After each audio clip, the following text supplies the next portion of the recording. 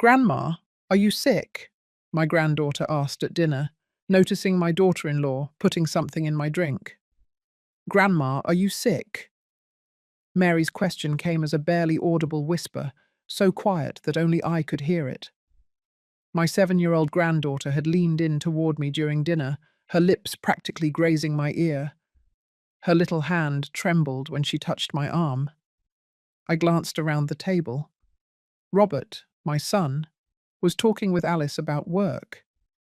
Catherine, my daughter-in-law, was smiling as she poured more wine into the glasses. Everything seemed normal, just another family dinner. But Mary's eyes told me something completely different. There was fear in them, a fear no child her age should ever know. "I'm fine, sweetheart," I replied softly, stroking her cheek. "Why do you ask?" She swallowed hard and quickly looked toward her mother before turning her eyes back to me. She didn't say anything else, but her expression screamed everything. She had seen something, something that had scared her enough to risk asking me in the middle of dinner. My name is Audrey Rivers. I'm 68 years old, and in that moment, I understood that my life was in danger within my own family. But to understand how I reached that instant of silent terror, you need to know my story. It all began 3 years ago, when the death of my husband left me adrift in an ocean of loneliness. We had been together for 40 years. 40 years of waking up next to him, of shared coffee in the mornings, of hands entwined while watching television at night. When his heart stopped one early February morning, I felt like mine stopped too. The house where we had built our life became a mausoleum. Every room preserved his absence like a painful reminder. The armchair where he read the newspaper, the mug he used for his afternoon tea, his side of the bed that I couldn't bring myself to touch. The loneliness became physical, tangible, like a weight crushing my chest every time I took a breath. 6 months after he passed, Robert showed up at my door with a proposal. It was a March afternoon, and the rain was beating against the windows fiercely. My son came in shaking the water off his jacket, and behind him was Catherine, impeccable as always, with her umbrella perfectly closed and her practiced smile. "Mum, you can't keep living here alone," Robert said as he sat down on the sofa. "This house is too big for you. We built a small guest house in the back of our property. It's small, but it has everything you need. You'd be close to us, close to Mary." The mention of my granddaughter was the key that opened all my defenses. Mary was barely 4 years old then, and she was the only reason I still found meaning in getting out of bed every morning. Since she was born, we had forged a special bond. When I held her in my arms, the world regained its colors. "It would be wonderful to have you near, Audrey," Catherine added with that false sweetness I hadn't yet learned to decipher. "Mary misses you so much. She asks about you every single day." I accepted without giving it too much thought. I needed to escape that house full of ghosts. I needed to be close to my granddaughter. I needed to feel like part of a family again. I didn't know I was trading a prison of loneliness for a prison of humiliation and danger. The guest house was exactly as Robert had described it. Small. One room with a twin bed, a closet they had salvaged from some forgotten corner, a bathroom so narrow that I touched the walls when I turned around, and a kitchenette with a 2-burner stove and a miniature refrigerator. The windows faced the backyard, where Catherine cultivated white roses with an unsettling obsession. The first few months were tolerable. I kept busy organizing my few belongings, sewing curtains to bring life to that tiny space, arranging my books on a makeshift shelf made of wooden crates. I tried to convince myself that I had made the right decision. And then there was Mary. My granddaughter would visit me every afternoon after preschool. She came running down the stone path, her pigtails bouncing and her cheeks flushed. She brought crayon drawings, questions that seemed endless, and that laugh that filled my guest house with a light no lamp could match. "Grandma, why do clouds float?" she would ask me, sitting on the floor with her coloured papers. "Because they're light like your dreams, my love," I would reply, watching her draw with that intense concentration only children possess. Those moments with Mary were my oxygen, because the rest of the time, the reality was very different. Catherine began to reveal her true nature gradually, like someone who releases poison in drops so small the victim doesn't notice until it's too late. At first, it was comments during the family dinners, which I attended 3 times a week. "Audrey, that blouse makes you look wider, don't you notice? You should wear darker colours at your age," she would say, while passing me the salad with a perfect smile. Or when I offered to help wash the dishes. "Don't worry, Audrey. You contribute enough by living here rent-free. We'll take care of the rest." Each comment was a small but deep wound, and Robert remained blind. Or perhaps he simply chose not to see. He would look at his phone, change the subject, or get up to find something in the kitchen, just when Catherine was releasing her poisons, disguised as concern. I would smile, nod, and return to my guest house feeling more invisible each time. I kept telling myself that this was the price for not being alone, for having Mary close, for not being an even bigger burden on my son. I swallowed my pride and dignity night after night. 2 years passed like this. 2 years of subtle humiliations, of feeling like an intruder in my own family's life, of hearing conversations suddenly die when I entered a room. 2 years of noticing how Catherine kept Mary away from me with increasingly elaborate excuses. "Mary has homework." "Audrey, she can't waste time in your guest house. The girl needs to socialize with kids her age, not spend every afternoon with her grandmother." "That's enough, Mary. Grandma is tired. Let her rest." But my granddaughter resisted. Small and brave, she found ways to sneak into my space.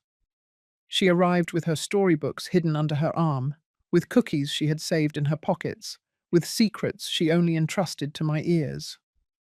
"Mum says I bother you," she would ask me.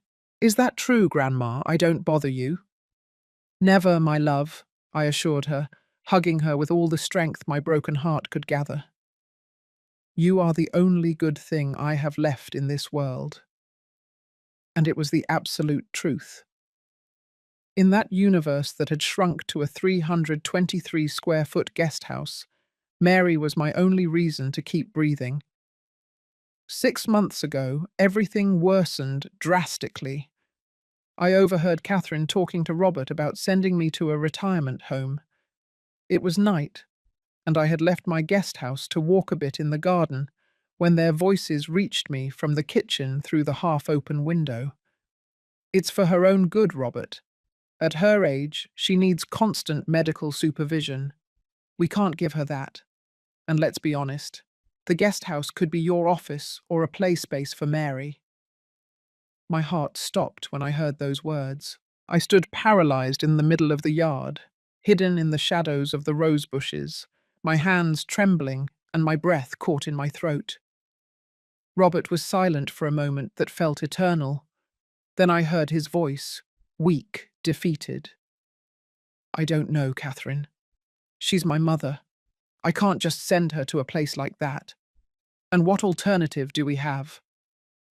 Catherine's voice rose in pitch, losing that false sweetness she always used with me. "She's taking up space. Mary is too attached to her. The girl needs to focus on her studies, on making friends, not spending every afternoon with an old lady who only fills her head with stories from the past." Old lady. That's what she called me, as if I were a piece of old furniture cluttering her perfect house. "Besides, think about the money we'd save," Catherine continued. "We wouldn't have to worry about her medical expenses, her food, her needs anymore. Retirement homes have everything included. And look, I found one that's not bad. It only costs $800 a month. It's a reasonable investment for our peace of mind." $800. That was the value of my existence to my daughter-in-law, a figure she considered reasonable to get rid of me. I returned to my guest house that night, feeling like something inside me had broken forever. I sat on the edge of my bed and cried in silence, covering my mouth with my hands so no one would hear. Not for myself. I had learned to live with the humiliation. I cried for Mary, because I knew that if they sent me away, she would lose the only secure connection that child had in her world. Because Catherine wasn't just cruel to me. Over time, I had begun to notice how she treated Mary. Never violent, never obvious. Her cruelty was more subtle, more damaging. She would ignore the drawings Mary proudly showed her. She sighed with annoyance when the girl asked questions. She constantly compared her to other children. Alexander's daughter already reads entire books. You can barely read a paragraph without making a mistake. Look how well the neighbor's child behaves. Always quiet, always obedient. Why can't you be like that? That dress looks awful on you, Mary. It makes you look fat. Put the other one on. I saw how every comment left an invisible mark on my granddaughter's soul, how her shoulders hunched a little more each day, how her laughter became less frequent. And I couldn't do anything except offer my guest house as a refuge, my arms as comfort, my words as a balm for her wounds. The following months were silent torture. Catherine began searching for retirement homes with a dedication that terrified me. She left brochures on the dining table where I could see them, brochures with photos of places that tried to look like homes, but were only prisons in disguise. Elderly people smiling forcedly in institutional dining rooms, shared rooms with strangers, recreational activities that seemed designed for preschool children. "Look at this one," Catherine would say, showing me the images with false enthusiasm. "It has beautiful gardens, and they play bingo every Friday. You'd love it." I only nodded, unable to find words to defend my right to exist. Robert avoided the topic. When Catherine brought out the brochures in his presence, he found excuses to leave the room. He had to check some work documents.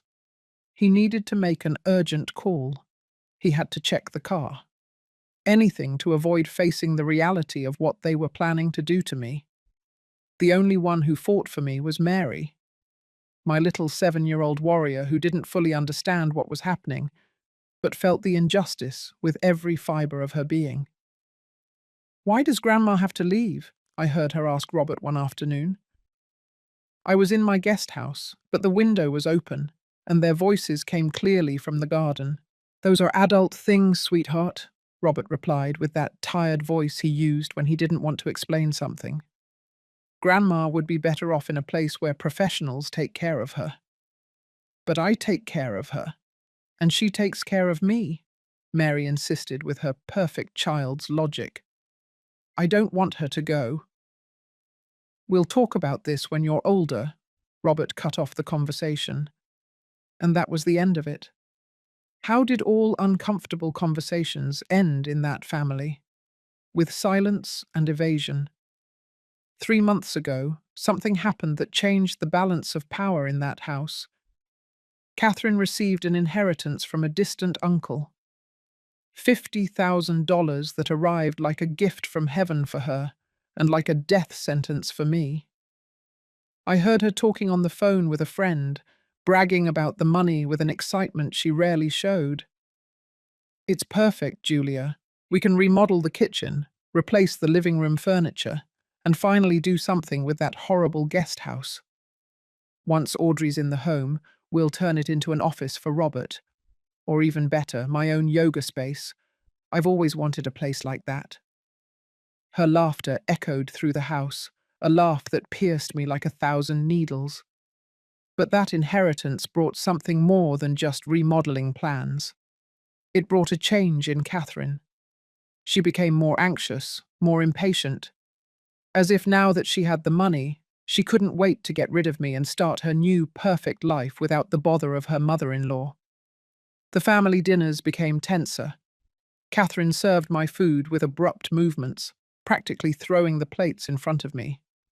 Her hurtful comments increased in frequency and venom. It's a shame that at your age you can't enjoy food like you used to. Audrey, everything bothers your stomach, right? Maybe the home has special menus for delicate stomachs.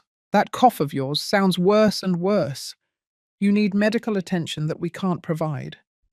It would be irresponsible to keep you here. Mary, don't sit so close to your grandmother. Lately, she's had that terrible cough. We don't want you catching anything. Every word was another brick in the wall she was building between my granddaughter and me. And I felt powerless, watching it happen without being able to stop it. Then the aches began. 2 months ago, I started feeling unwell after dinners in the main house. Nausea that doubled me over. Dizziness that made me stumble back to my guest house. Stomach aches that kept me awake all night. At first, I thought it was my age, that my body was finally giving up. But then I noticed a pattern. I only felt sick after eating at Robert and Catherine's house. When I ate in my guest house, using my own food, I was perfectly fine. I tried to tell Robert once. It was a mistake. "Mom, you're not 20 anymore," he said, with that condescending patience he had been using with me lately. "It's normal for your digestive system to be more sensitive. Catherine cooks with butter and spices. Maybe that's too much for you now. That's another reason why a specialized place would be better." He didn't believe me, or he didn't want to believe me. And I was left with my suspicions, keeping them in my chest like dangerous secrets I couldn't share with anyone. Except with Mary. My granddaughter began to observe more.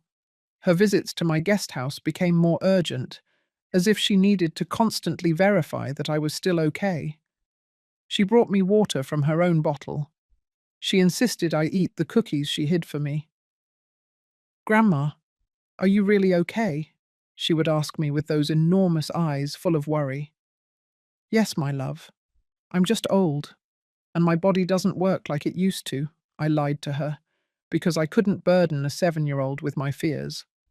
But Mary knew. Children always know when something is wrong. They have an instinct that adults lose over the years. And my granddaughter had inherited a special intuition, the same one her great-grandmother had passed down to me, who always said she could feel lies in the air. A month ago, Catherine announced during dinner that she had found the perfect retirement home for me. She said it naturally, like commenting on the weather or traffic. "It's a lovely place, Audrey. I visited it last week. It has gardens, activities, nurses available 24 hours a day. You'll love it. And the best part is they have immediate availability. You could move next week." Next week. As if she were talking about changing curtains or buying a new sofa, not about uprooting a 68-year-old woman from the only home and the only family she had left. "Catherine, I don't think this is the right time," Robert intervened weakly.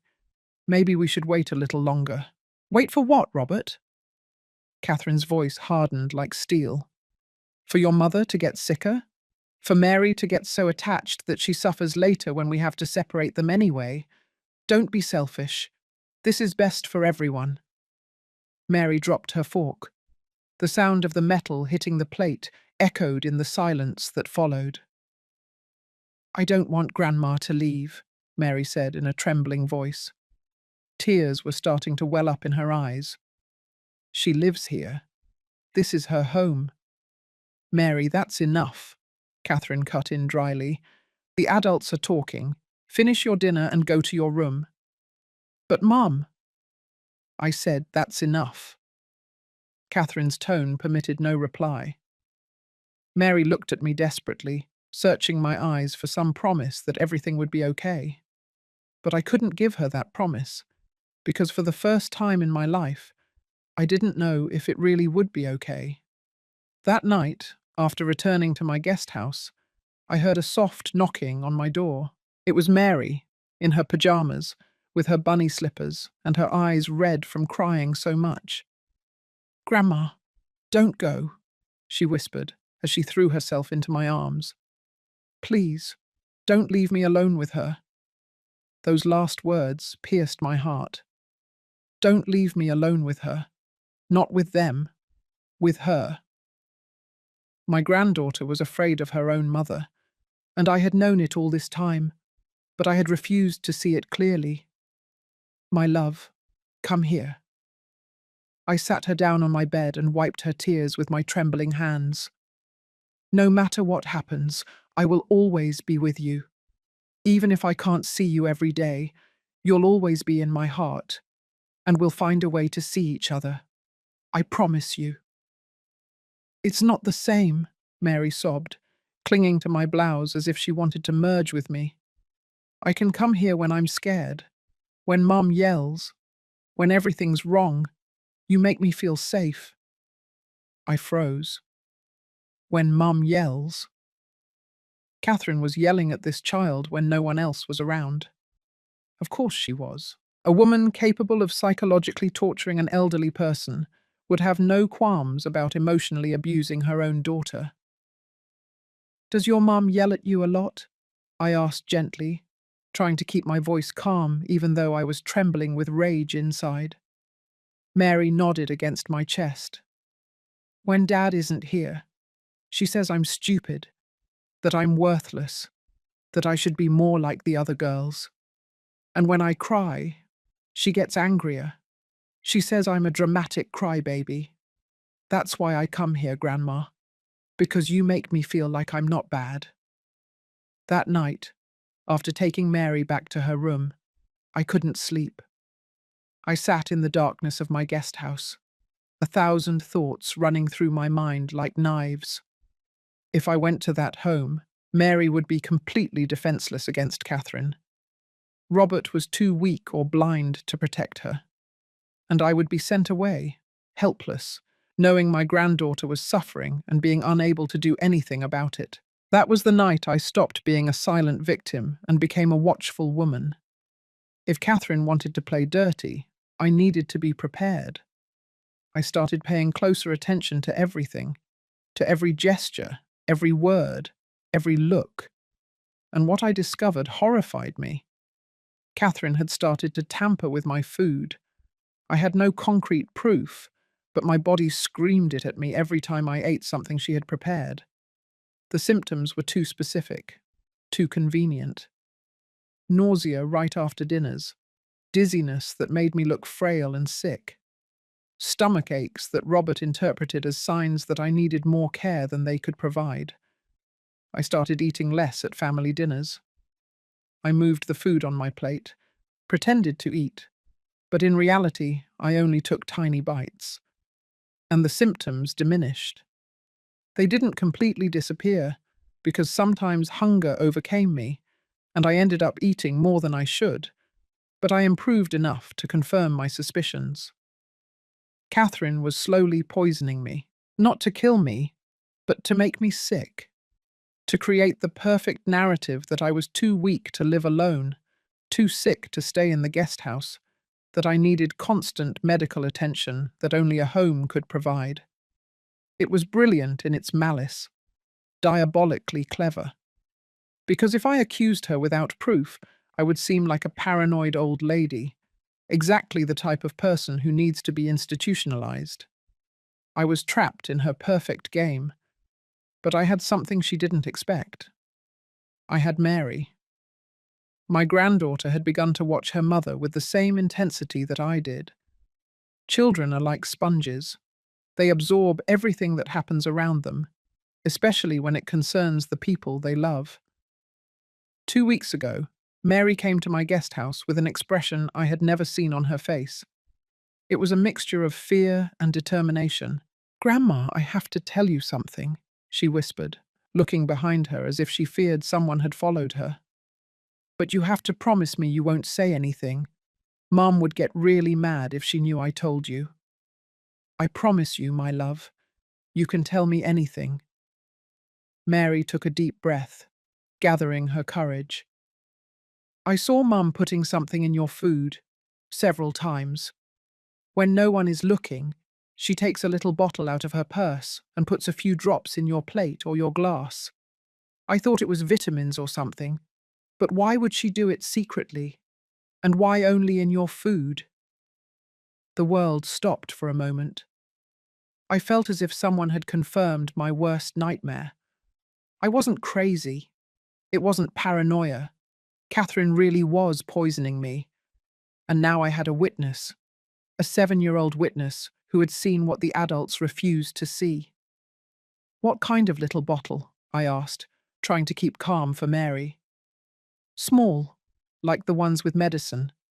It's white and has clear liquid. She keeps it in her black purse, the one she always carries everywhere. I hugged Mary tightly, my mind working 1,000 miles a minute. Now I knew the truth. But knowing the truth and being able to do something about it were two completely different things. If I accused Catherine, she would deny everything. Robert would weakly defend me, but would end up believing his wife. And I would be sent to the home even faster, labelled as a delusional old lady who invented stories. No, I needed proof. I needed Catherine to expose herself in a way no one could deny. Mary, listen to me carefully, I said, holding her little face between my hands. What you saw is very important, but you can't tell anyone else. Not your dad, not your mum, not anyone. Do you understand? This stays between you and me. Are you in danger, Grandma? She asked, her eyes wide. No, my love, I'm fine, but I need you to trust me and keep watching. If you see your mum do that again, you tell me immediately, okay? Mary nodded solemnly. In that moment, she stopped being just a child. She became my ally, my eyes where I couldn't see, my protector as much as I was hers. The following days were a torture of waiting. Catherine had scheduled my move to the home for within 1 week.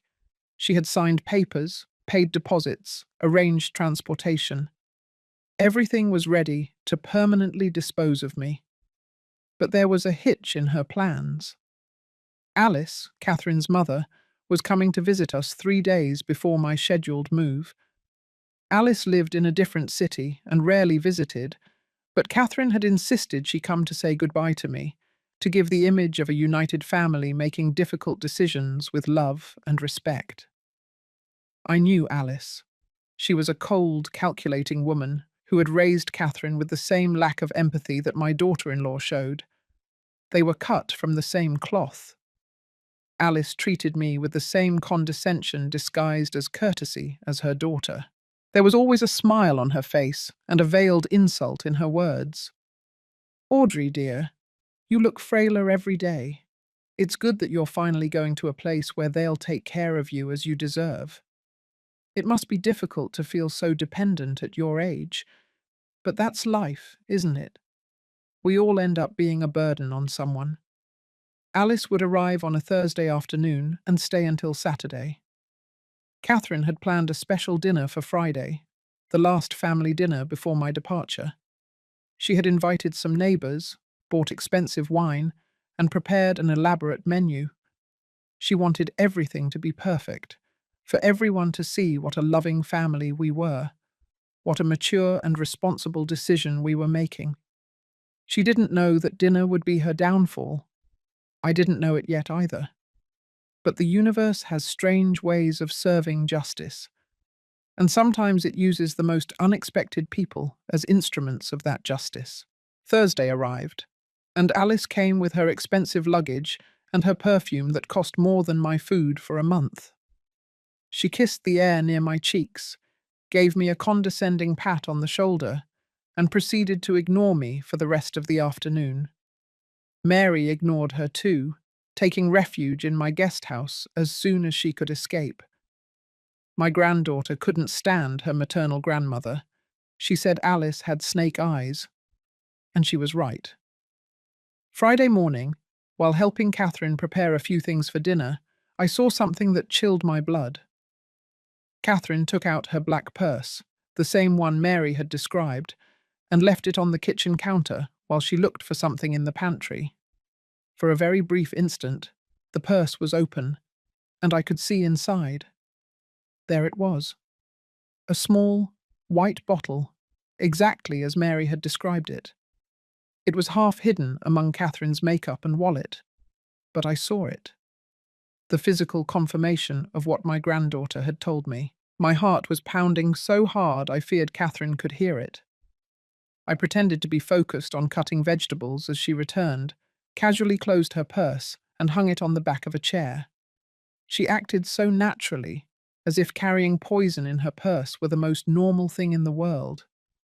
"Audrey, you can leave now," she said, without even looking at me. "I'll finish up here. Go rest.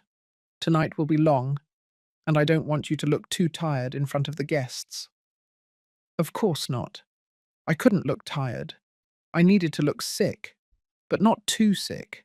Just enough to justify my confinement in a home, but not so much as to raise suspicion. Catherine was walking a very fine line, and she knew it. I went back to my guest house with trembling legs. I sat on my bed and took a deep breath, trying to calm the panic that threatened to overwhelm me. Tonight would be crucial. Catherine would try something during dinner, I was sure. She wanted all the guests to see me unwell, to confirm with their own eyes that I needed more care than my family could provide. I had to be ready. I had to be smarter than her. Mary came running an hour before dinner. She burst into my guest house breathless, her cheeks flushed and her eyes bright with urgency. "Grandma, I saw her again," she whispered, closing the door behind her. "Mom was in the kitchen preparing the drinks. She took that little bottle out of her purse and put something in a wine glass. Then she wrote your name on a little piece of paper and stuck it under the glass." So that was it. Catherine had marked my glass to ensure I drank exactly from the correct one. She couldn't risk anyone else drinking my wine. She needed only me to consume whatever she was putting in it. "Are you sure it was my name?" I asked, though I already knew the answer. "Yes, Grandma. It said Audrey in big letters. I saw her write it and stick it on. It's under the glass, where no one else can see it without crouching down." I hugged Mary, my brave little spy. "You did so well to tell me, my love. Now listen carefully. Tonight during dinner, I want you to stay very close to me. And if you see me do anything strange, don't say anything. Just trust me. Can you do that?" Mary nodded with that seriousness only children can have when they feel something important depends on them. "I trust you, Grandma. I always trust you." Dinner was scheduled to begin at 7 o'clock.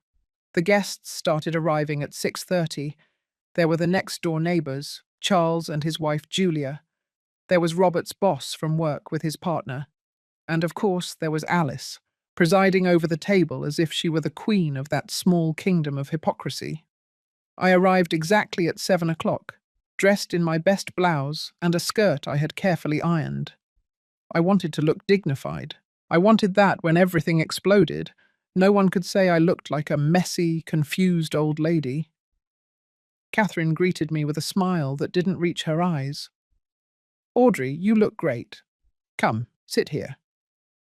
She directed me to my usual place at the table, the seat furthest from the kitchen, the corner where it was easy to forget I was there.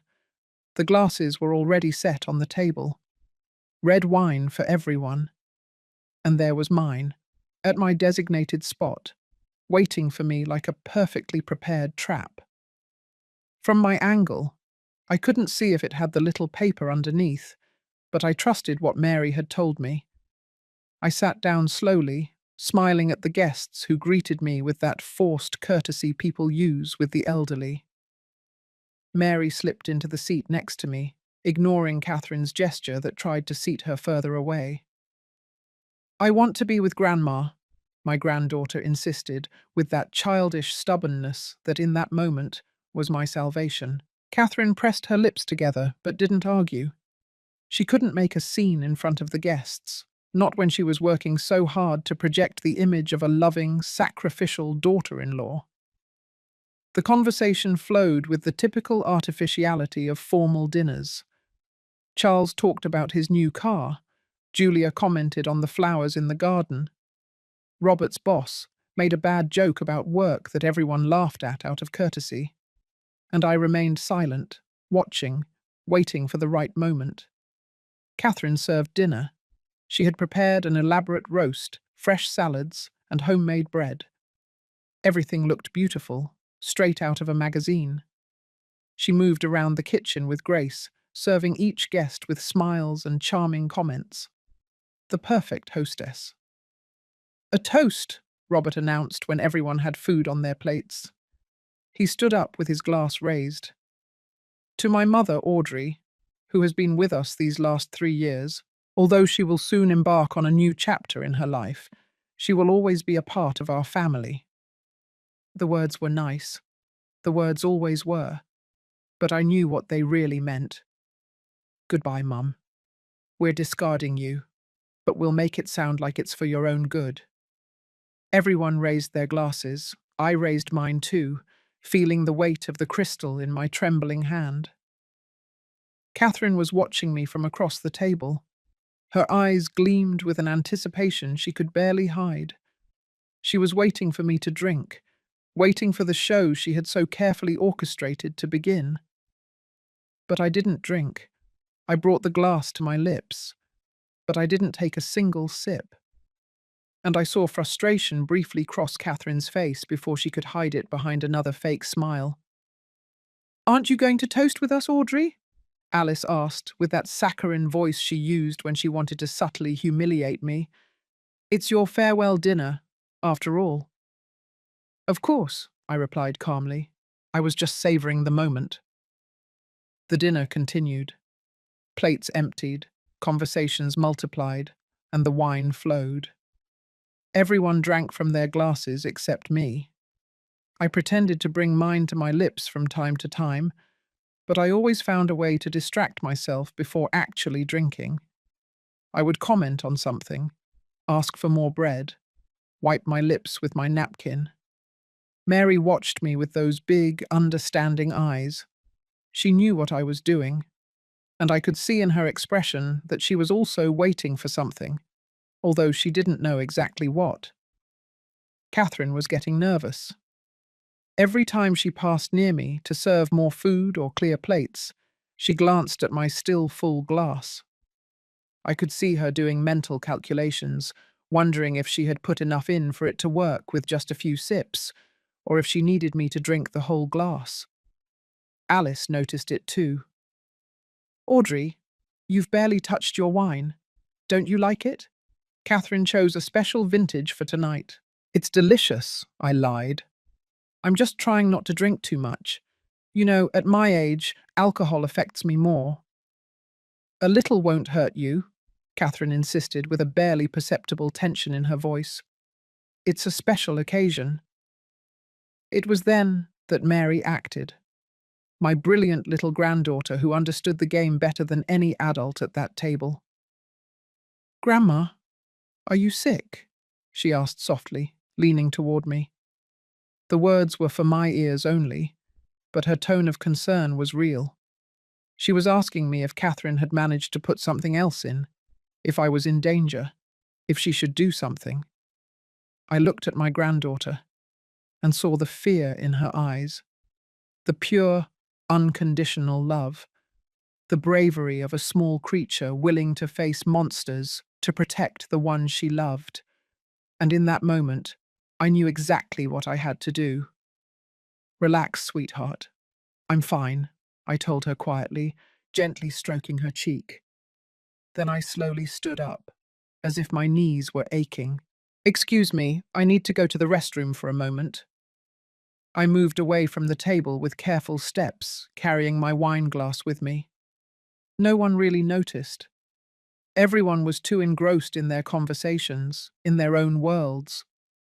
Except Catherine, whose eyes followed me like a hawk watching its prey. But I didn't go to the bathroom. I stopped in the hallway, hidden by the wall, separating the dining room from the kitchen. And I waited. I waited until I heard the conversations resume, until everyone's attention was back on dinner. Then I returned, but not directly to my seat. I walked behind Alice, who was distracted telling Julia a story about her latest trip to the coast. With a quick, silent movement that would surprise anyone who thought a 68-year-old woman couldn't be agile, I swapped my glass with Alice's. They were identical. The same wine, the same glass, the same amount. No one would notice the difference unless they knew one of them contained something more than just alcohol. I returned to my seat with my heart pounding like a war drum. Mary looked at me with wide eyes. She had seen what I did. My intelligent and observant granddaughter had seen everything. She opened her mouth as if to say something, but I gently shook my head. She understood and closed her mouth, but I could see her small hands clinging to the edge of the table. Now all that was left was to wait. The dinner continued as if nothing had happened. The guests kept eating, laughing, commenting on trivialities that seemed important at the moment, but would be forgotten the next day. Catherine served dessert, a chocolate cake she had bought at the most expensive bakery in town. $30 for a cake that no one really wanted, but everyone ate out of politeness. Alice drank from her glass with the naturalness of someone who suspected absolutely nothing. She took small sips between bites of food, delicately wiping the corners of her lips with her cloth napkin. She was an elegant woman. Alice. All her life she had cultivated that image of sophistication and class. She never imagined that tonight her own elegance would be her undoing. I watched the clock on the wall. 10 minutes had passed since Alice began drinking from the poisoned glass. Then 15. Then 20. My heart was beating faster and faster. How long would it take to take effect? What exactly had Catherine put in that drink? Catherine was looking at the clock, too. Then she looked at me, confused. I should be showing symptoms by now. I should be turning pale, complaining of dizziness, asking permission to leave. That was her plan. To make me feel sick in front of all the witnesses, so that when they took me to the home the next day, no one would question the decision. But I was perfectly fine. I calmly ate my dessert, smiled when someone spoke to me, and participated in conversations when necessary. And Catherine didn't understand what had gone wrong. 25 minutes.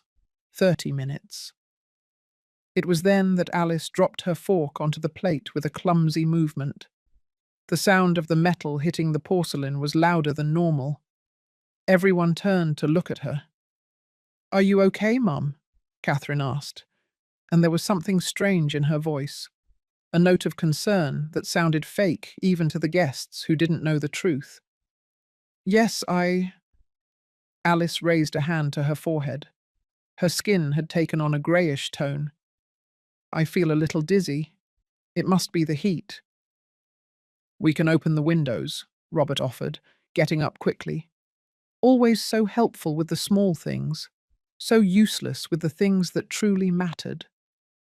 "No, it's not necessary," Alice tried to smile, but the smile came out crooked. I need. She didn't finish the sentence. Her eyes rolled back, and her body slumped sideways. Charles, who was sitting next to her, barely managed to catch her before she fell to the floor. Chaos erupted instantly. Julia screamed. Robert ran toward his mother-in-law. His boss stood up so fast he knocked over his chair. And Catherine was paralyzed, her eyes fixed on her unconscious mother, with an expression of horror and confusion that would have been comical if the situation hadn't been so serious. "Call an ambulance!" Charles shouted as he tried to adjust Alice on the floor. "Quickly!" Robert took out his phone with trembling hands and dialed the emergency number. His voice came out choked as he explained the situation. 65-year-old woman. Sudden loss of consciousness. We need help immediately. I remained in my seat, observing the scene with a calmness that surprised even myself. Mary clung to my arm, her small fingers digging into my skin. I could feel her trembling. She was scared, but there was also something else in her eyes. Comprehension. My granddaughter understood what had just happened, even if she couldn't fully process it. Catherine finally reacted. She ran toward her mother, falling to her knees beside her. "Mom! Mom! Can you hear me?" Her voice was high-pitched, desperate. But there was something more behind that desperation. There was panic. The panic of someone who knows exactly what caused this, but can't say it. "She's breathing," Charles reported, who had put his ear near Alice's mouth. "But her pulse is very fast." "What did she eat?" Julia asked, always practical in a crisis. "Is she allergic to something?" "No," Catherine replied, and her voice sounded strange, hollow. "She doesn't have allergies. I don't understand what happened. She was fine a moment ago." Robert returned from the phone. "The ambulance is on its way. They said it will take about 10 minutes." 10 minutes that felt like 10 hours. Alice remained unconscious on the dining room floor, surrounded by people who didn't know how to help her. Her breathing was irregular, her face was covered in sweat. Occasionally her body would shudder with small spasms that made everyone hold their breath. Catherine held her, rocking her body as if she were a small child. Tears were running down her face, but I didn't know if they were genuine or part of an act. Did she really love her mother, or was she just terrified because her plan had gone terribly wrong? It was Mary who broke the tense silence that had fallen over all of us. "It was meant for Grandma." The words burst from her mouth like an explosion, a high-pitched cry, full of rage and fear and truth. Everyone turned to look at her. My small granddaughter was standing next to me, her fists clenched and tears running down her flushed cheeks. "What did you say, Mary?" Robert's voice was barely a whisper. "I said it was meant for Grandma," Mary repeated, louder this time. She pointed an accusing finger at Catherine. "I saw Mum putting something in Grandma's drink. I saw it with my own eyes. But Grandma changed the glasses." The silence that followed was absolute. Even the street noises seemed to stop. No one moved. No one breathed. It was as if time itself had decided to freeze to process what had just been revealed. Catherine looked up from the floor. Her face was wax pale. "Mary, you don't know what you're saying. You're a child. You're confused." "I'm not confused," Mary shouted. "I saw you. I saw you take that little white bottle out of your purse and put drops in Grandma's glass. And you put a little paper with her name under the glass so you wouldn't get mixed up." Robert moved then. He went to the table to where Alice had been sitting. He crouched down and looked under the glass she had been using. When he straightened up, he had a small piece of paper in his hand. His fingers trembled as he opened it. "Audrey," he read aloud. "It says Audrey." The world collapsed at that instant. I could see how the truth hit Robert like a punch to the stomach. How his face cycled through a dozen emotions in seconds. Confusion, disbelief, horror, fury. "Catherine," his voice was dangerously low. "What is this?" I didn't." Catherine stood up, swaying. "It's not what it looks like. Mary is lying. She's just a child. She invents things. She invents little papers with my mother's name on them." Robert held up the paper as evidence. "She invents that your mother is unconscious on our floor after drinking from the glass that was marked for my mother." "There must be an explanation," Catherine tried, but her voice was breaking. Maybe someone else." "Your purse," Julia interrupted her. We all looked at her. She was standing next to the chair where Catherine had left her black purse. The girl said you took something out of your purse.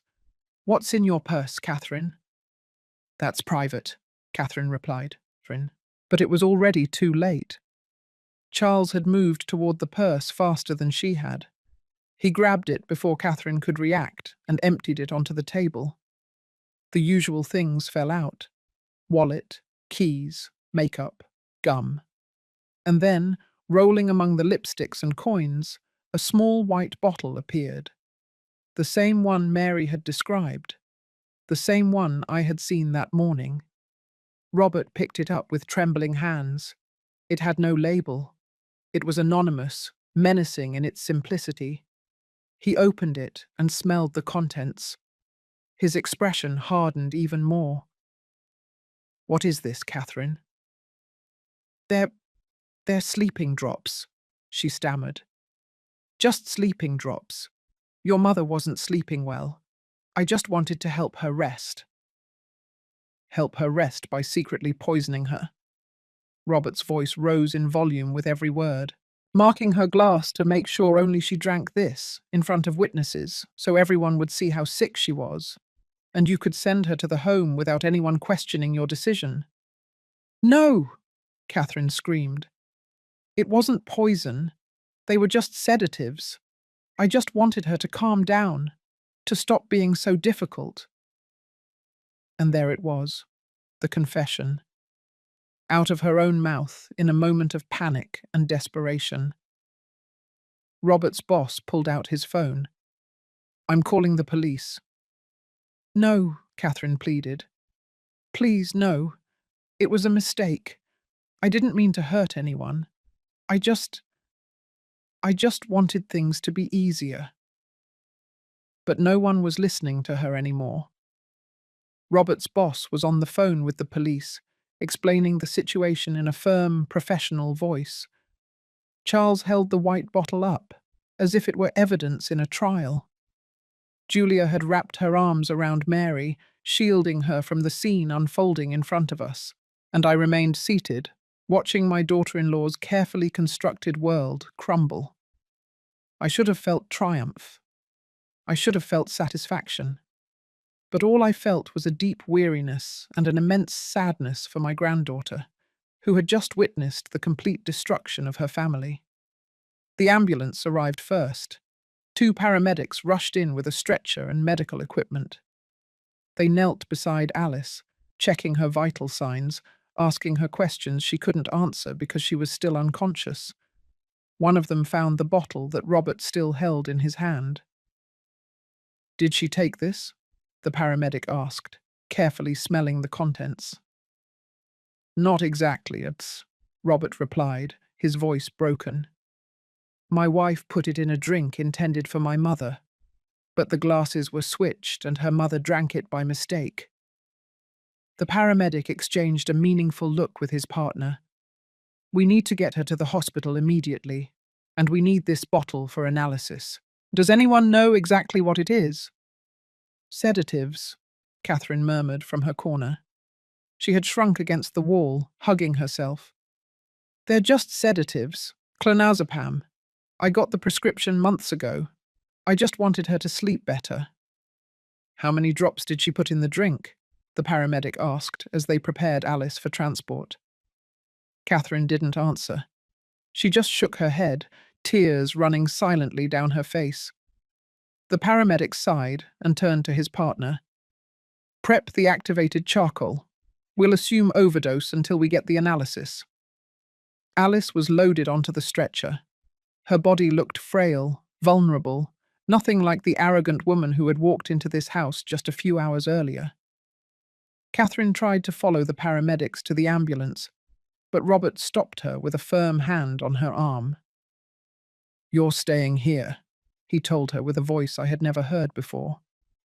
It was cold, hard, without the slightest trace of the weak, compliant man I knew. The police are on their way, and you are going to explain to them exactly what you've been doing. Robert, please, Catherine pleaded. She's my mother. I need to go with her. Just like I needed to protect mine, Robert countered. Just like my daughter needed to feel safe in her own home. You stay here and face the consequences of what you did. The ambulance left with sirens wailing into the night. The guests stayed. None of them knew how to remove themselves from a situation like this. It was like being trapped in a play where the actors had forgotten their lines and no one knew how to end the scene. The police arrived 15 minutes later. Two officers, a man and a woman, both with serious expressions that grew even graver when Robert explained the situation. They took meticulous notes, photographed Catherine's purse, collected the glass with the little paper that had my name on it, and spoke with everyone present. When it was my turn, I told them everything. I told them about those months of mysterious illness after dinners. I told them about the plans to send me to a home. I explained how Mary had warned me about what she had seen. I described the moment I switched the glasses, acting on survival instinct more than any deliberate plan. "Why didn't you report this sooner, Mrs. Rivers?" asked the officer, a woman in her 40s with eyes that had seen too much. "Because I had no proof," I replied simply. "Who would have believed me? A 68-year-old woman accusing her daughter-in-law of slowly poisoning her. They would have thought I was senile, paranoid. They would have sent me to the home even faster." The officer nodded with understanding. She had seen cases like this before. I could see it in her eyes. Elderly people abused by their own families, trapped in situations where no one believed them, because society prefers to think that family is sacred, that these things don't happen in middle-class homes with well-kept gardens and elegant dinners. Then they spoke with Mary. My granddaughter, so small and so brave, told them everything she had seen. The officer took special notes, asking gentle questions designed for a child witness. Mary didn't hesitate. She didn't contradict herself. She remembered every detail with surprising clarity. The color of the bottle, the exact moment when she saw it. How many times had she witnessed her mother doing the same thing at previous dinners? 4 times, Mary said in a trembling but firm voice. "I saw her do it 4 times before. I thought they were vitamins. But then Grandma got sick after dinner, and I started wondering if they weren't vitamins after all." Catherine was handcuffed in her own living room. She tried to resist, screaming that it was all a misunderstanding, that she never wanted to hurt anyone, that she was just trying to do what was best for the family. But her words sounded hollow even to herself. "You have the right to remain silent," the officer began as he led her toward the door. "Anything you say can and will be used against you." Robert collapsed onto the sofa when they took his wife away. He put his head in his hands and cried like I had never seen him cry, not even when his father died. They were deep, heartbreaking sobs, the crying of a man who had just discovered he had been living with a monster and hadn't noticed. The guests finally left, murmuring words of support that meant nothing. Charles and Julia offered to stay, but Robert gently declined their help. He needed to process this alone, he said. He needed to understand how he had reached this point. When the house fell silent, only Robert, Mary, and I remained. 3 people connected by blood and trauma, trying to make sense of the chaos that had consumed our lives. Robert looked up at me. His eyes were red, swollen, full of guilt and pain. "Mum, I don't know what to say. I should have seen it. I should have protected you. I should have protected Mary." "You couldn't have known," I told him gently, though a part of me was furious with him. Because there had been signs. He had been blind because it was easier than facing the truth. Catherine was good at hiding her true nature. "But Mary saw it," Robert said, looking at his daughter who was curled up on the sofa, hugging a cushion. "A 7-year-old girl saw what I couldn't see." "Children see more than we think," I replied, "because they don't have the layers of denial that we adults build. They see the truth because they haven't learned to ignore it for convenience yet." Robert got up and knelt in front of Mary. He took her small hands in his. "My love, you were so brave tonight. You saved your grandma, and you saved me from continuing to be blind." Mary looked at him with those big, wise eyes. "Mum is going to jail." "Probably so," Robert replied honestly. He wasn't going to lie to his daughter. There had already been enough lies in that family. What she did was very serious. She tried to hurt Grandma, and she hurt Grandma Alice. "Is Grandma Alice going to be okay?" Mary asked. "I don't know, sweetheart. The doctors are taking care of her. They'll do everything they can." Mary nodded, processing the information with that unique ability children have to accept things as they are. "And what's going to happen to us now?" That was the question we were all avoiding. What would happen now? The family structure we knew had completely collapsed. Catherine would probably go to prison. Robert would have to raise Mary alone. And me? Where did I fit into all of this? "Now we take care of each other," I said, because someone had to say something. "We are a family, a small and wounded family, but a family nonetheless." Robert looked at me with gratitude. "Mum, I don't know how to ask you this after everything that happened, but would you stay? Not in the guest house. In the house. With us. Mary needs you. I need you. We need to rebuild this together." It was a tempting offer, but it was also complicated. This house was full of painful memories now. Every corner held the ghost of Catherine's betrayal. The dining room where I was almost poisoned. The kitchen where she prepared her traps. The guest house where I had lived as a prisoner in my own family. "I need to think about it," I replied honestly.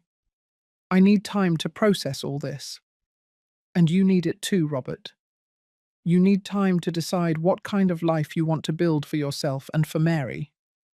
That night I stayed in the main house for the first time. I couldn't go back to the guest house. I slept in the guest room, in a bed that smelled of lavender and had clean sheets. Mary insisted on staying with me, sleeping curled up at my side like she did when she was a baby. "Are you scared, Grandma?" she whispered to me in the dark. "A little," I admitted. "And you?" "A little too, but less because you're here." I hugged her tighter, breathing in the scent of her fruit shampoo, feeling the beating of her small heart against my chest. This child had been through so much tonight. She had had to grow up years in a matter of hours. She had lost her mother, saved her grandmother, and broken her family to save it. "Mary, did you know what when you shouted the truth?" I asked her. She was silent for a long moment. "I knew Mum would get into trouble, but I couldn't let her keep hurting you. Grandma, you're the only person who makes me feel safe. If I lost you, I didn't know what I would do." Tears rolled down my cheeks in the darkness. "You'll never lose me, my love. Never." The following days were a whirlwind of investigations, statements, and difficult decisions. The police analysed the contents of the bottle that Catherine had been using. They weren't just simple sedatives, as she had claimed. It was a dangerous combination of clonazepam with other compounds that could cause liver and kidney damage with prolonged exposure. The detective estimated that if I had continued consuming those doses for a few more weeks, my health would have deteriorated irreversibly. "She wasn't trying to kill you immediately," the detective told me, a man in his 50s with grey at his temples and an expression that had seen too much human wickedness. "She was playing a longer, crueler game. She wanted you to get sick enough to justify institutionalization in a home, but not so sick as to raise immediate medical suspicion. It was diabolical in its simplicity, and it had almost worked." Alice spent 3 days in intensive care. The overdose had been severe, much worse than the doctors initially expected. Catherine had put double the drops in my glass that night. desperate because I hadn't shown the expected symptoms in the previous weeks. My habit of pretending to eat while actually just picking at my food had diluted the effect of the poison, frustrating her plans. When Alice finally woke up, the first thing she asked was what had happened. Robert went to the hospital to explain everything to her. He returned pale and trembling, telling me that his mother-in-law had broken down crying when she understood that her own daughter had tried to poison her mother-in-law, and that she had been poisoned by mistake. She says she always knew Catherine had a dark side, Robert told me while we drank coffee in the kitchen, but she never imagined how far she could go. She asked me if I could forgive her for raising someone capable of doing this. It's not Alice's fault, I replied, though I perfectly remembered the coldness with which she had treated me for years. Catherine made her own choices. Alice was just another victim. The trial moved quickly. Catherine, faced with overwhelming evidence and the testimony of multiple witnesses, including her own daughter, accepted a plea bargain. She pleaded guilty to attempted poisoning, elder abuse, and endangering a minor. The sentence was 8 years in prison. I was in the courtroom the day the sentence was read. Catherine looked at me from her place next to her defense lawyer. Her eyes, once so full of contempt toward me, now only showed emptiness. I wondered if she felt remorse or was simply sorry for having been caught. "Do you have anything to say to the victim?" the judge asked. Catherine slowly stood up. She looked directly at me. "Audrey, I'm sorry. I know it sounds empty. I know it doesn't change anything. But I want you to know that I never meant to go that far. At first, it was just small doses to make you feel a little sick, to ease the transition to the home. But then it became something more, and I lost control." Her words didn't give me the closure I might have hoped for, because even in her apology, she was justifying her actions. Even now, she couldn't fully accept the monstrosity of what she had done. "I don't accept your apology," I told her with a firm voice. "Not because I can't forgive, but because your apologies aren't directed at the right person. You should be apologizing to your daughter. Mary is the one who lost the most in all of this. She lost her mother because you chose hate over love." Catherine lowered her head. She didn't say anything else. She was led out of the room in handcuffs, and I remained seated, feeling the weight of everything I had lost and everything I had gained. Robert and I had long, difficult conversations about the future. He was devastated, trying to reconcile the woman he had married with the monster she had turned out to be. He confessed that there were signs he chose to ignore. The way Catherine talked about the elderly as if they were a nuisance. Her lack of empathy toward anyone she considered weak. Her cruel comments disguised as jokes. "I loved her," he told me one night as we washed dishes together. Or at least I loved the idea of her. The beautiful, confident woman who made me feel successful. But I never truly knew who she was, and that terrifies me. What does it say about me that I married someone capable of this? "It says you were human," I replied. "That you made the same mistake millions of people make. You saw what you wanted to see. And Catherine was an expert at showing only what was convenient. But Mary saw it," Robert insisted. "My 7-year-old daughter saw the truth that I couldn't see, because Mary wasn't in love. She didn't have the emotions that cloud judgment, and because Catherine never bothered to hide her true nature from a child.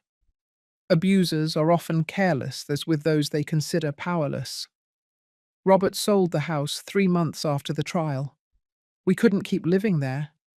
Every corner held ghosts. The dining room where I almost lost my life. The kitchen where Catherine prepared her poisons. Even the garden with its white roses now seemed stained with guilt. We bought a smaller house in a different neighborhood, a new place without history, without painful memories. It had 3 bedrooms, one for Robert, one for Mary, and one for me. Not a detached guest house where I could be forgotten, but a bedroom in the heart of the house, next to my granddaughter's room. Mary had to start therapy.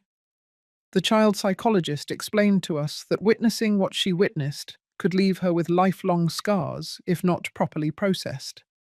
But she also said that Mary had something uncommon for her age: emotional resilience built on a foundation of unconditional love. Your granddaughter knows she is loved, the doctor told me after one of the sessions. That love from you toward her is what kept her strong when everything else was collapsing. You saved her life as much as she saved yours. The therapy sessions were difficult for Mary at first. She had nightmares where her mother came back and finished what she had started. She would wake up screaming in the middle of the night, and I would rush to her room. I would hold her until the trembling stopped. I would sing the lullabies I had sung to her when she was a baby. "Why did Mom hate me?" she asked me one night after a particularly bad nightmare. "Your mom didn't hate you, my love," I said, though I wasn't entirely sure that was true. "Your mum was sick. She had something broken inside her that she didn't know how to fix. And when people are broken inside, sometimes they hurt those closest to them." "Am I broken too?" Mary asked in a small voice. "Is that why I cry so much?" "No, sweetie. Crying doesn't mean you're broken. Crying means you are human. It means you feel things deeply. And that's a gift, not a weakness." Robert also started therapy. He needed to process his guilt, his shame for not having protected his mother and his daughter. He needed to learn to forgive himself for having been blind. The process was slow and painful, but little by little I saw my son begin to find strength where before there was only weakness. He became more present with Mary. He stopped working unnecessary overtime. He cooked dinners for the three of us, trying to create new family traditions that weren't stained by the past. He wasn't a great cook. He burned the rice and oversalted the vegetables, but the effort was what counted. "Dad, this tastes weird," Mary told him with brutal honesty. "I know, sweetheart, but it's made with love," Robert replied with a sad smile. "Love doesn't always taste good, but it nourishes you anyway." Alice recovered physically, although the doctors warned that the damage to her liver would be permanent. She would require lifelong medication and regular checkups. She sold her house in the city and moved to an apartment closer to us. She wanted to be close to her granddaughter, she said. She wanted to try to repair the damage her emotional absence might have caused. Our relationship changed after all this. There was no more condescension in her words. There was no superiority in her gestures.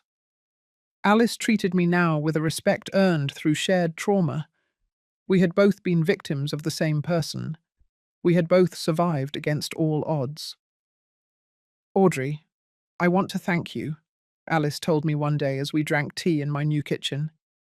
"If you hadn't switched those glasses, I never would have known what Catherine truly was. And you would be dead or institutionalized in a home, slowly wasting away while no one believed you." It wasn't bravery, I confessed. It was survival instinct. In that moment, I just knew I couldn't drink from that glass. "Even so," Alice insisted, "you saved your life and mine. And you gave Mary the opportunity to grow up in a home where she doesn't have to walk on eggshells all the time." She was right. Mary was flourishing in our new house. Without her mother's constant pressure, without the cruel comments, without the fear of doing something wrong, my granddaughter was discovering who she really was. She was brilliant, creative, compassionate. She drew constantly, filling sheet after sheet with images of happy families, of gardens full of flowers of every color except white. "I don't like white roses anymore," she explained to me when I asked her why all her drawings had red, yellow, and pink flowers. "They remind me of Mom, and the garden where she always was when I wanted to play," but she said I bothered her. Even that, the white roses, Catherine had used to create distance, to cultivate an image of perfections while emotionally neglecting her own daughter. School was a challenge. The other children had heard rumors. Their parents had seen the news. Mary became the girl whose mother tried to kill her grandmother. Some children were cruel, as children often are when they detect difference. Others were too curious, asking invasive questions that Mary didn't know how to answer. But Mary found her strength in those difficult moments. She learned to respond with dignity when the other children asked inappropriate things. She learned to move away from those who wanted to hurt her with their words. And she learned to value the few friends who accepted her for who she was, not for the scandal surrounding her last name. Robert and I worked together to give her stability. We established routines, breakfasts together every morning, family dinners every night. On weekends, we went to the park, the museum, the library, places where we could create new, happy memories to replace the old, painful ones. I started cooking again. The kitchen became my sanctuary, the place where I could process everything I had lived through while my hands worked to create something nourishing and comforting. I made Mary's favorite cookies, the same ones I used to bake when she came to my guest house seeking refuge. I prepared the stews that Robert loved as a child. I cooked with love, something Catherine had never done. "Grandma, can you teach me how to make cookies?" Mary asked me one Saturday afternoon. She had flour on her nose and a huge smile on her face. "Of course, my love. Come here." We spent the afternoon measuring ingredients, mixing dough, and cutting shapes with molds. Mary laughed when the first batch came out a little burned. Robert appeared in the kitchen, drawn by the smell, and ended up stealing warm cookies directly from the tray, burning his fingers and making exaggerated faces that made us laugh until our stomachs hurt. Those were the moments that mattered, the small, ordinary moments that build a life. Not the grand dramas or tragedies, but the afternoons making cookies, the nights watching movies cuddled on the sofa, the slow Sunday mornings where no one was in a hurry to go anywhere. 6 months passed, then a year. The sharp pain turned into a dull ache that we learned to carry. Mary's nightmares became less frequent. Robert stopped waking up in the middle of the night, wondering how he could have been so blind. I stopped flinching every time someone served me a drink. Catherine wrote us letters from prison. At first, Robert threw them away without opening them. He didn't want to know anything about her. But after a year, his therapist suggested that perhaps reading them might help him close that chapter. The letters were strange. Some seemed genuinely remorseful. Others sounded as if Catherine were still trying to justify her actions. She talked about her difficult childhood, the pressure she always felt to be perfect, how my presence in her house had made her feel inadequate. "Do you see this, Mom?" Robert showed me one of the letters. "Even now she's trying to blame you, as if you forced her to poison you." "Let her," I told him. "Catherine is never going to fully accept what she did. Some people can't live with that kind of guilt, so they build narratives where they are the victims." Robert responded just once. A short letter explaining that Mary was fine, that she was recovering, that she had a good life now. He didn't mention forgiveness. He didn't mention the possibility of visits. He just gave her the closure of knowing her daughter was safe and loved. Mary never asked about her mother. It was as if she had closed that door in her heart and decided not to open it again. When the other children asked where her mother was, she simply said, "I don't have a mum, but I have my grandma and my dad, and that's enough." And it was enough. We were an unconventional family, broken and patched up, but we were strong in our shared fragility. We took care of each other in ways that perfect families never need to learn. Alice became a regular presence in our lives. She came for dinner on Sundays. She brought desserts from the expensive bakery she liked so much. She played board games with Mary, sometimes losing on purpose just to see her granddaughter smile. She helped me in the kitchen. And in those moments of shared work, we built a friendship we never would have had under other circumstances. You know what's ironic? Alice told me one Sunday as we dried dishes together. Catherine always complained that I was cold, that I was never affectionate with her. And she was right. I was a terrible mother. But instead of doing things differently with Mary, she was even worse. The cycle continues unless someone is strong enough to break it. Mary is going to break it, I assured her, because she knows love. She knows what it feels like to be valued and protected. When she has children someday, she will remember how we made her feel and will want to give them the same thing. Robert started dating someone after a year and a half, a woman named Alexandra who worked in his office. She was gentle, patient, and wasn't in a hurry to meet Mary. She understood that the situation was complicated, that there were wounds still healing. When we finally met her, Mary was cautious but polite. She observed Alexandra with those analytical eyes she had inherited from me, looking for signs of danger, trying to determine if this woman was safe. "What do you think of her?" I asked Mary after Alexandra left from our first dinner together. "I don't know yet," Mary replied honestly, "but she doesn't scare me. Mum always scared me, even when she smiled. Alexandra doesn't scare me." It was a start. And in time, Alexandra earned her place in our strange, patched-up family. She never tried to replace Catherine as Mary's mother. She never forced affection or closeness. She was simply there, constant and reliable, demonstrating with actions, more than with words, that she was safe. 2 years after that fateful dinner, we received news that Catherine had applied for an early parole hearing for good behaviour. Robert received the notification and sat down with me at the kitchen table, the paper trembling in his hands. "What do we do?" he asked me. "We have the right to speak at the hearing, to give our victim impact statement." "What do you want to do?" I returned the question. Robert was silent for a long moment. "I don't know if I can see her. I don't know if I can be in the same room and keep my composure." "Then I'll go," I decided. "I will speak for all of us." The hearing was in a small, cold room at the state prison. Catherine walked in handcuffs, wearing the prison uniform. She looked thinner, older, with grey hairs she didn't have before. When she saw me sitting in the room, something crossed her face. Fear? Remorse? Resentment? I couldn't tell.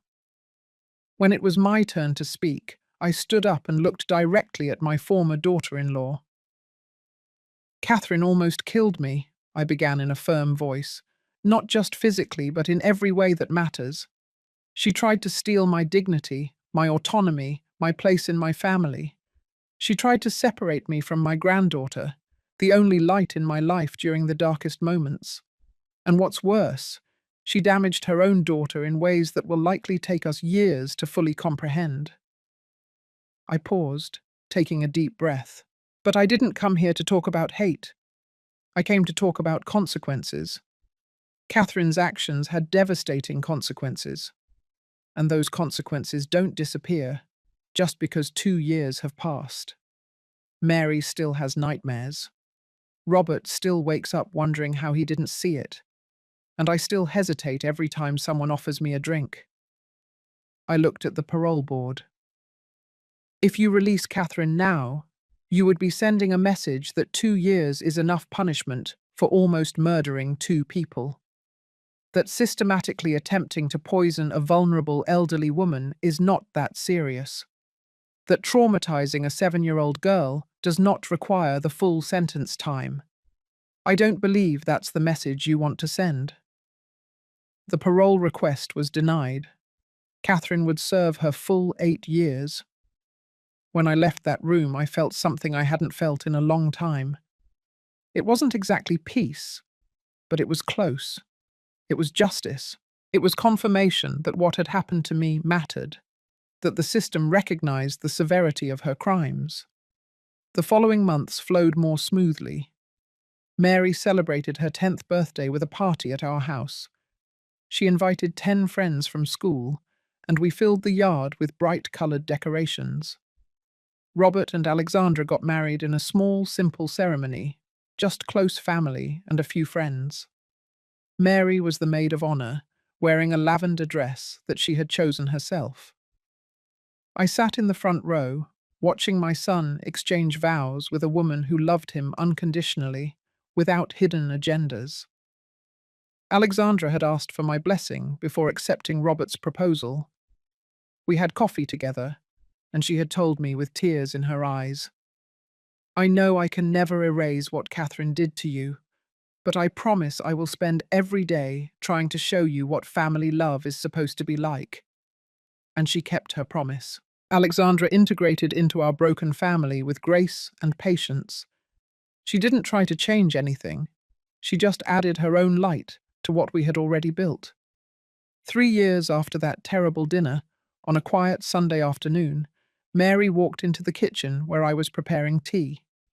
She was 11 years old now, taller, with her facial features beginning to define the young woman she would someday be. In her hands, she carried a folded sheet of paper. "Grandma, I made this for you," she said, handing me the paper shyly.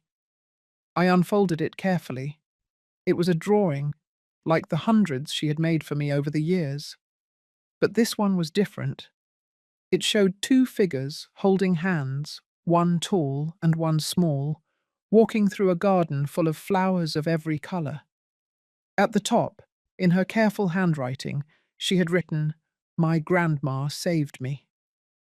Tears began to roll down my cheeks before I could stop them. I hugged Mary tightly, feeling her heart beating against mine, 2 generations united by love and survival.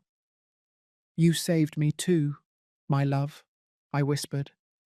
"Your bravery saved me. Your voice saved me. Your love saved me." Mary pulled back a little to look at me. "Do you know what the psychologist told me last week?" "What did she tell you?" "That I'm strong because I had a good example. That I learned to be brave because I saw you be brave first." She smiled through her tears. "And do you know what I learned from you?" "What?" "That innocence is not the same as ignorance. That children see the truth more clearly than adults because they aren't afraid to look straight at it.